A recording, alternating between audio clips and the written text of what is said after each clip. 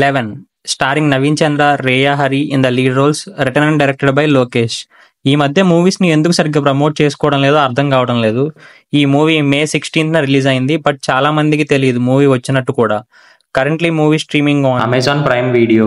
ఫ్యామిలీతో చూడొచ్చా అంటే ఎస్, చూడొచ్చు. ఎలాంటి అడల్ట్ కంటెంట్ లేదు. ఏంటో ఇయర్ నవీన్ చంద్ర గారు మంచి ఫామ్లో ఉన్నారు. ఈ ఇయర్లో ఇది 3rd రిలీజ్ నవీన్ చంద్ర గారిది. 28°C, బ్లైండ్ స్పాట్, ఇప్పుడు 11తో వచ్చేశారు. మూవీ చూశాక నాకు ఎలా అనిపించిందంటే బాగుంది, నాకు బాగా నచ్చింది. A perfect suspense investigative psycho thriller. Recent టైమ్స్లో నేను చూసిన one of the best movie. నాకెందుకు ఇంత బాగా నచ్చింది అనేది పాజిటివ్స్ అండ్ నెగిటివ్స్లో మాట్లాడుకుందాం. కథ విషయానికి వస్తే వైజాగ్లో వరుసగా 6 సీరియల్ కిల్లింగ్స్ జరుగుతాయి ఒకే ప్యాటర్న్లో. అది సాల్వ్ చేయడానికి నవీన్ చంద్ర యాజ్ అరవింద్ ఐపీఎస్ ఆఫీసర్ వస్తారు. అసలు ఎందుకు సీరియల్ కిల్లింగ్స్ జరుగుతున్నాయి, ఎవరు చంపుతున్నారు, చనిపోయిన వాళ్ళందరికీ ఏమైనా లింక్ ఉందా అనేది రిమైనింగ్ స్టోరీ. ఇంకా మూవీ గురించి ఏం చెప్పినా స్పాయిలర్ అవుతుంది. ఏ సైకో థ్రిల్లర్ మూవీ అయినా మోస్ట్లీ ఒక ఫ్లో అవుతారు. లైక్ సీరియల్ కిల్లింగ్స్ జరుగుతాయి, చంపిన వాడికి ఏదో మోటివ్ ఉంటుంది అండ్ దానికి ఒక ఫ్లాష్ బ్యాక్ ఉంటుంది. ఈ మూవీ కూడా సేమ్ ప్యాటర్న్ ఫాలో అయ్యారు, బట్ అన్ని మూవీస్లో లాగా రొటీన్ అనడం లేదు, జస్ట్ ఆ ఫ్లో ఫాలో అయ్యారు. ఈ మూవీలో పాజిటివ్స్ వచ్చేసరికి స్టోరీ అండ్ స్క్రీన్ ప్లే చాలా బాగుంది. ఫ్లాష్ బ్యాక్ స్టోరీ బాగా రాసుకున్నారు అండ్ మనం ఎమోషనల్గా కనెక్ట్ అవుతాం.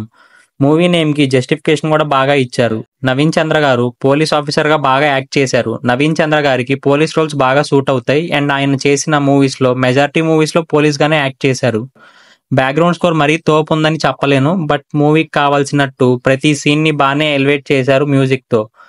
ఫస్ట్ స్లోగా స్టార్ట్ చేసి మనల్ని స్టోరీలోకి ఇన్వాల్వ్ అయ్యేలా చేస్తారు అండ్ ఫస్ట్ హాఫ్లో ఏం రివీల్ చేయకుండా స్టోరీకి కావాల్సినట్టు సెటప్ చేసుకుంటారు అండ్ సెటప్ చేసుకున్న ఎలిమెంట్స్ అన్నిటికీ సెకండ్ హాఫ్లో ఆన్సర్స్ ఇస్తారు. మనం కొన్ని సీన్స్ జరుగుతున్నప్పుడు ఏంట్రా ఈ సంబంధం లేకుండా పెట్టారు అండ్ లాజిక్లెస్గా ఉంది అని ఫీల్ అవుతాం, బట్ వాటన్నిటికీ సెకండ్ హాఫ్ అండ్ క్లైమాక్స్లో ప్రాపర్ డీటెయిలింగ్ ఇచ్చారు.